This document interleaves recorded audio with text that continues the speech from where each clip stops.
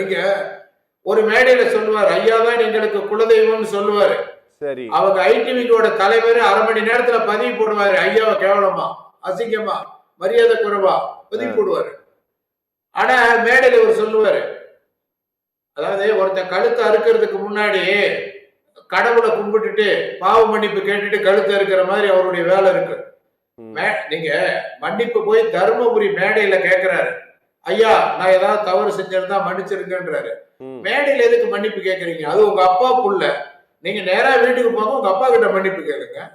மேடையில மன்னிக்க இப்ப டிராமா போடுறாரு. அதாவது பொதுமக்கள் மத்தியில நான் நல்லவரே, நான் எங்க அப்பா கிட்ட மன்னிப்பு கூட கேட்கிறேன், ஆனா எங்க அப்பா மன்னிக்க தயாரா இல்லைன்னு சொல்லி அவரை வந்து ஒரு குறைச்சலான ஒரு எடை போட்டு மக்கள்கிட்ட தவறா கொண்டு போக முயற்சிக்கிறாரு.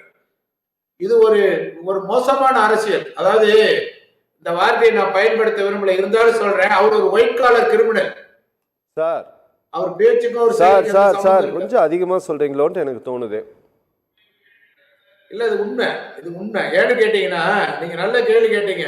அப்பாவுக்கு அப்புறம் அவரு தான் எல்லாமே.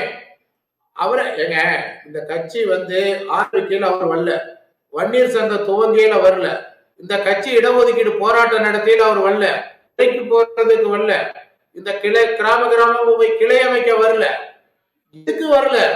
இந்த கட்சி ஒரு உயர்ந்த நிலைக்கு போய் இந்த நாட்டையே ஆள்ற மத்திய அமைச்சர் பதவி கொடுக்கிற போது வந்தாரு.